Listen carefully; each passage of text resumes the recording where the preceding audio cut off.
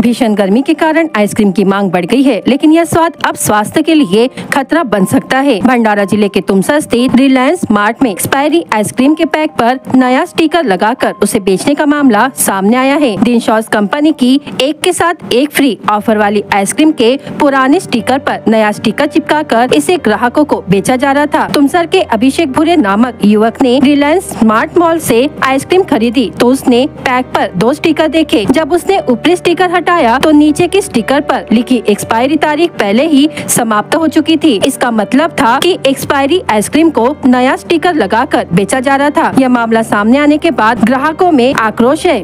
मी अभिषेक भूरे, राहणार तुमसर।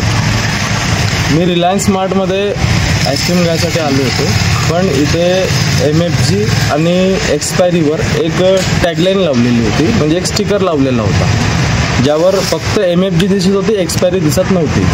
मी just check केली एक्सपायरी कधी आहे, म्हणजे स्टिकर ओपन करून त्यावर एक्सपायरी झालेला माल हे लोक विकत आहेत।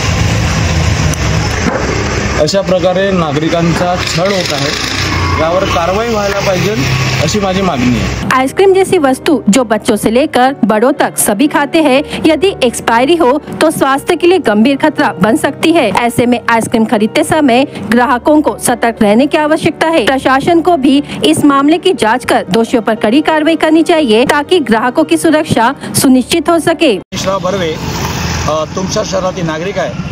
काल जे रिलायन्स स्मार्ट पॉईंटमध्ये जी घटना घडली, जी एक्सपायरी डेटची जी आईस्क्रीम विकण्यात येत आहे, म्हणजे त्यावर एक्सपायरी झाल्यानंतरही त्यावर स्टिकर चिपकून ती लपवण्याचा प्रयत्न जो सुरू आहे, रिलायन्स युनिट जे आहे यासारख्याला शोभेची वस्तू नाही आहे। तर वास्तविक पाहता अशा युनिटवर जे लोकांच्या आरोग्याची खेळ खेळत आहेत, अशा युनिटवर औषध व अन्न प्रसाधन जे विभाग आहे आणि नगरपालिका यांनी चौकशी करावी आणि संबंधित तुमसरमध्ये अशा प्रकारची तपासणी करून ज्या ज्या ठिकाणी अशा प्रकारे एक्सपायरी डेटच्या वस्तू किंवा खाद्य पदार्थ आहेत त्यांच्यावर कारवाई करण्यात यावी अशी मागणी मी करत आहे। प्रशासन विभागाने कोणत्याही फूडची एक क्वालिटी डिसाईड केलेली असते, त्या क्वालिटीच्या नुसार त्याची त्या प्रोडक्टची इफिशियन्सी ते तयार करतात, त्याच्यानुसार त्याला एक्सपायरी डेट देतात।